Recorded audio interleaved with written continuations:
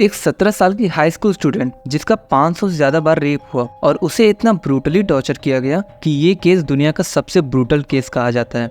So guys, this is a story of Junko फुरुता।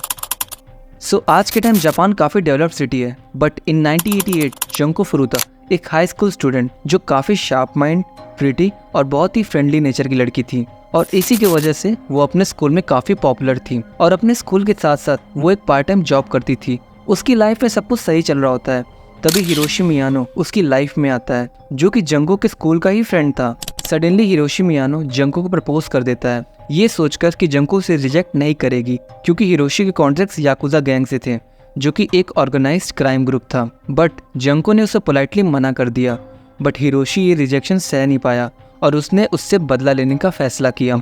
November 25, 1988 Junko फुरुता अपने part time job करके घर जा ही रही होती है, तभी शिंजी मिनातो जो कि हिरोशी का ही फ्रेंड था जंको को लात मार के बाइक से भाग जाता है। अकॉर्डिंग टू प्लान हिरोशी मियानो वहाँ पे जंको की हेल्प करने आ जाता है और उसने जंको को घर छोड़ने का ऑफर किया और जंको मान जाती है और उसके साथ घर जाने लगती है। बट उसके बाद जंको कभी घर पहुंची ही नहीं। असलियत में हिरोशी उसे एक सुनसान घर पे ले जाता है जहाँ पे जंको को धमकी दी जाती है कि अगर उसने शोर मचाया तो उसकी फैमिली को जान से मार दिया जाएगा और जंको ये सब सुन के डर जाती है। फिर हिरोशी ने अपने दोस्तों को बुलाया, शिंजी मिनातो, यासुशी वातनेबा और जो ओगरा को, और फिर ये सब मिलके जंको को शिंजी मिनातो के घर ले जाते हैं। जंको 2 दिन से मिसिंग थी तो उसके घर वालों ने पुलिस कंप्लेंट की, पर हिरोशी को ये बात पता चल जाती है तो वो जंको को फोर्स करता है कि वो अपने पेरेंट्स को कॉल करे और कहे कि वो अपने मर्जी से भागी है और वो अपने दोस्त के घर पे और पूरी तरह से सेफ है। और जंको बिल्कुल वैसा ही करती है जैसा उन लोगों ने कहा। और जंको के कॉल के बाद पुलिस और जंको के पेरेंट्स दोनों ही जंको को ढूंढना बंद कर देते हैं और रिलैक्स हो जाते हैं। पर इसके बाद जंको के साथ जो कुछ होता है उससे पूरा शहर कांप जाता है। अब हिरोशी और उसके दोस्तों ने मिलकर जंको को 44 डेज तक नॉन स्टॉप टॉर्चर किया। 100 अलग अलग लड़कों ने जंको का 500 से भी ज़्यादा बार रेप किया और इससे उनका मन नहीं भरा तो वो जंको को बहुत ही ब्रूटल वे में मारने लगे। कभी उसे उल्टा लटका के पंचिंग बैग की तरह मारते थे तो कभी उसके एब्डोमिनल पार्ट्स पे हैवी डंबल गिरा के उसे तोड़ देते थे।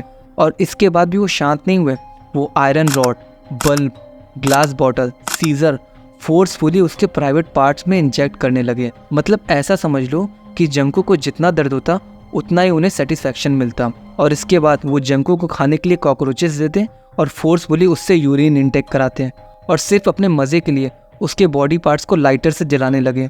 और सबसे ज़्यादा ब्रूटल जहाँ पे उन सब ने उसके ब्रेस्ट को ही काट दिया। ये सब जंको के साथ 44 डेज तक चला। जनवरी 4, 1989 को उन्होंने जंको की पूरी बॉडी पे पेट्रोल जैसा एक लाइटर फ्लूइड डाला और उसे जिंदा जला दिया और उसकी बॉडी 2 घंटे तक जलती रही और ये दरिंदे उसे भी देख के खुश होते रहे। फिर 2 घंटे बाद जंको की डेथ हो गई और इन सब के बाद भी उन चारों दरिंदों में से किसी को भी थोड़ा सा भी गिल्ट नहीं फील हुआ कि उन्होंने क्या किया है। और जंको के मरने के बाद वो उसे एक ड्रम में डालते हैं और उसके अंदर सीमेंट डाल के उसे जमा देते हैं, जैसा कि आप ये पिक्चर में देख पा रहे होंगे।